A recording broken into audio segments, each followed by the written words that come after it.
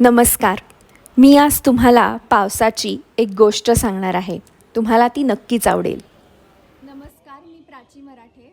Books and stories या publishing पेजवरून पावसाच्या गुजगोष्टी या शीर्षकाखाली कथा प्रकाशित झाल्या होत्या. त्यातली मला आवडलेली कथा आज मी सादर करणार आहे. कथेचं नाव आहे पाऊस आणि लेखिका आहेत सई माईणकर. पाऊस. चल ना बाहेर, बघ कसा छान पाऊस पडतोय, अगदी पहिलाच. राही जोरजोरात ओरडतच आली. निमेष मात्र शांत, थंड, हातात कॉफीचा मग घेऊन मॅच बघत बसला होता. ती एवढी आनंदात ओरडत होती, नाचत होती, पण हा वळून बघेल तर शपथ. तशी राही जरा चिडलीच.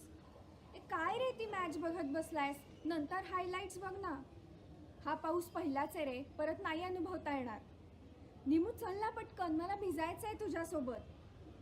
पूर्वी नाही का आपण भिजायचो पावसात, एकमेकांचा हात हातात घेऊन गच्चीवर आभाळाकडे बघत सरळ झोपायचो त्या पाऊसधारा अंगावर झेलत. हाव रोमॅन्टिक होतं ते सगळं. राहीची बडबड सुरूच होती, पण निमेष जराही हल्ला नव्हता. कसला एवढा गुंग झालायस त्या मॅचमध्ये, म्हणत राही त्याच्या जवळ आली. तर याची कसली तरी तंद्री लागली होती. टीव्हीवर मॅच सुरू होती, पण त्याचं लक्षच नव्हतं तिकडे. कपातली कॉफी पण संपली होती.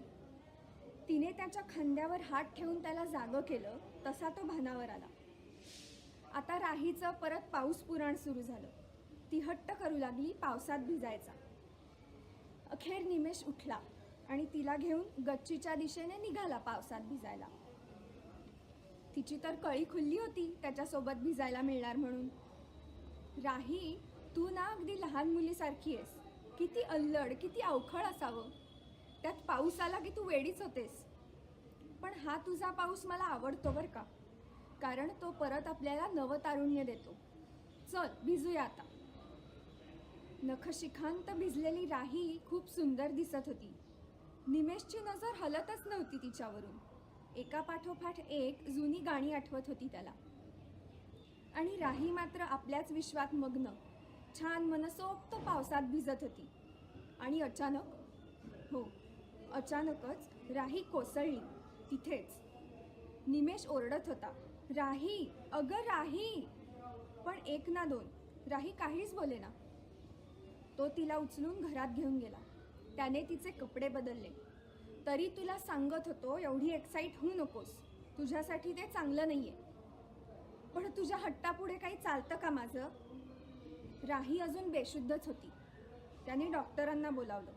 डॉक्टर आले, तिला तपासलं आणि सांगितलं, निमेष तुला किती वेळा सांगितलंय, तिचं ओव्हर एक्साइट होणं चांगलं नाही, काहीही होऊ शकतं, तिचं हार्ट वीक झालंय. तशी राही हळूहळू शुद्धीवर आली. डॉक्टर औषधे देऊन निघून गेले. निमेष मात्र हताश होऊन तिथेच शेजारी बसला होता, तिच्याकडे एकटक बघत. तिने त्याचा हात हातात घेतला आणि म्हणाली, निमू डार्लिंग, नको ना हताश होस, मला काही होणार नाही.